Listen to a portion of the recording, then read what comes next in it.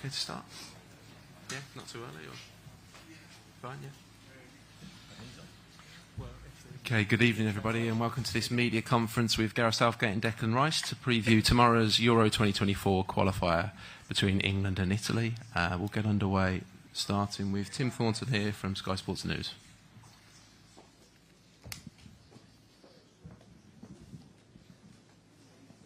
Hi Gareth. It's the start of a new cycle.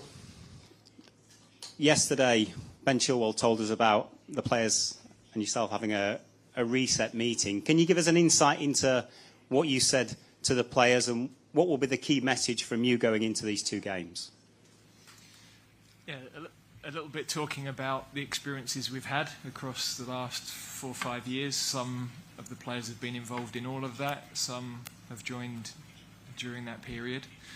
The fact that we don't need any more evidence of belief. They've been involved in some of the biggest matches in world football, and they know the level that's required. They know they have the ability to compete at that level.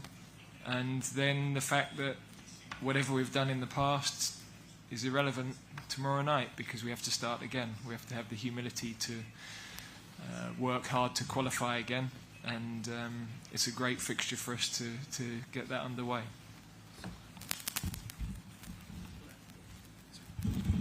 Very familiar opponents for you.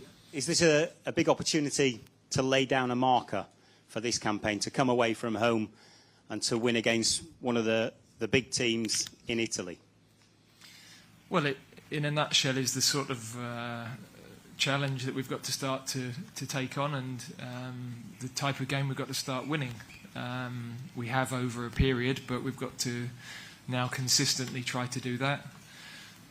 That said, we haven't won here since 1961, so it's another bit of history that we're trying to break down, and that's a great challenge for this team because they've knocked down so many of those barriers in the past. So it's, I know Italy didn't qualify for the World Cup, but they still have some outstanding players, and they're going to have high motivation as well, so it's going to be a fabulous game. Harry Kane could break the all-time goal-scoring record. After the disappointment in Qatar, is this the perfect opportunity for him to put that behind him?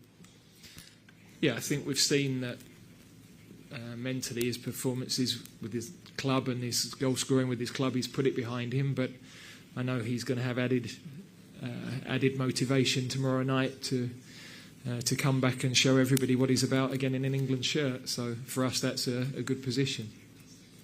And one for Declan, that feeling after the defeat against France, as a group of players, do you use that as a motivation going into this campaign to hopefully go one better than you did in the last Euros? Without a doubt, yeah. I think if we look at ourselves after that France game, we took a lot of positivity from the game, even though we lost. I think as a group of players, there was a real belief in the room that, we can compete with the best. But it's down to us now to go that one step ahead and beat a top nation and win a trophy. So, that's all that's on our mind, is starting tomorrow night, trying to beat Italy and, starting our campaign off well. Thanks, Tim. We'll go to Jane next.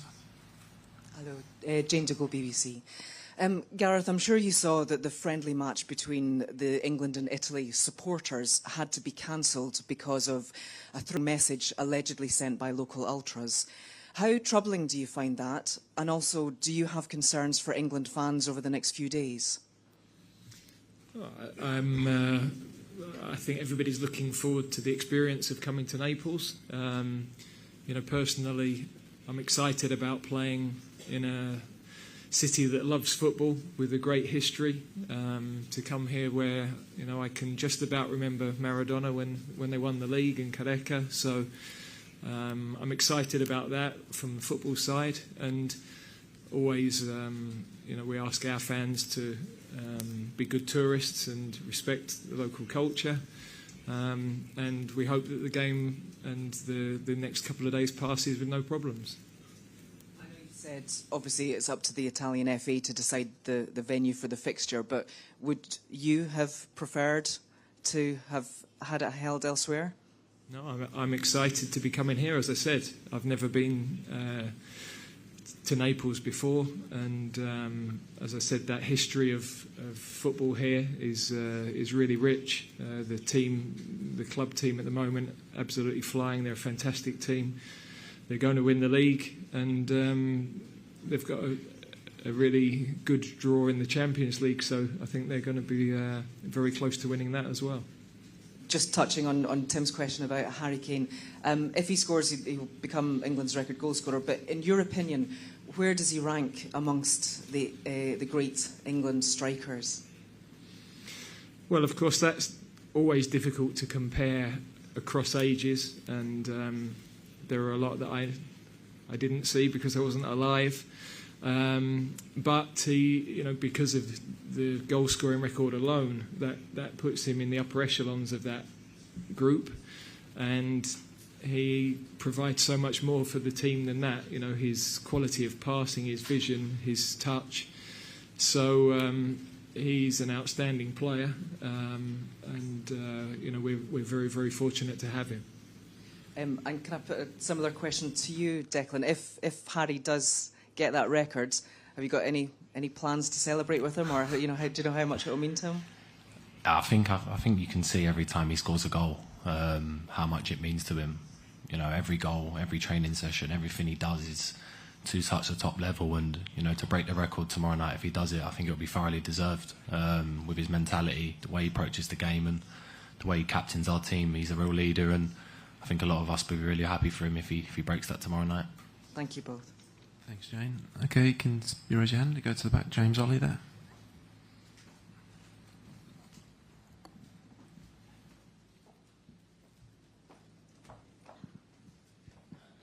Hi both, good luck tomorrow.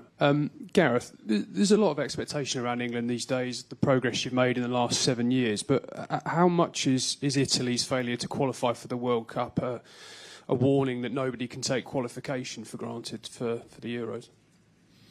Yeah, without a doubt. I think what we did really well after the Euros was our first game was away in Hungary. We gave one of our best performances, I think. And our mentality from the start was really, really good.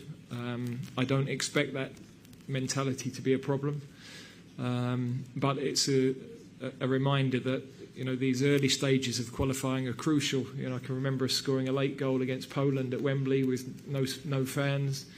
And people would have taken that victory for granted. But it was such an important moment in qualifying. And we had several of those in our previous qualification campaigns. So although some of those groups looked comfortable at the end, there were plenty of nights where that wasn't the case. Is everyone fit? Is everyone travelled? Yeah, everyone's available, yeah. Do we have any further questions? Go on. Yep, just over here. Ha parlato di... Sì, buonasera. Ha parlato di Maradona, del Napoli di Maradona. Questo stadio è dedicato a Diego Maradona. Il suo ricordo di Diego, anche ricordando quell'Inghilterra-Argentina di tanti anni fa.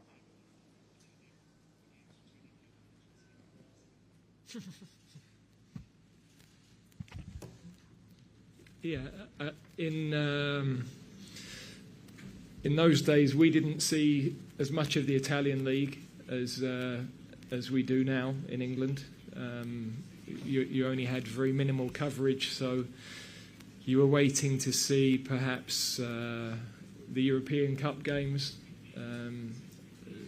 watching Milan, the team of Baresi and that team, and then obviously we were aware of the Napoli team. I personally just remember Maradona and Careca. That's what, I was only very, very young. So yes, against England he had a different sort of history. So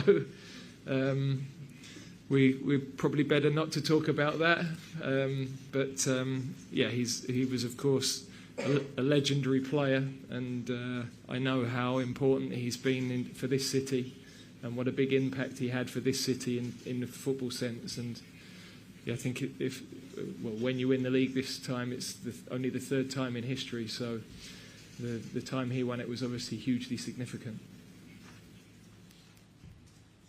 Okay, any further questions before we wrap it up? Go on. Okay, we'll conclude it there. Thanks for your time this evening. Grazie.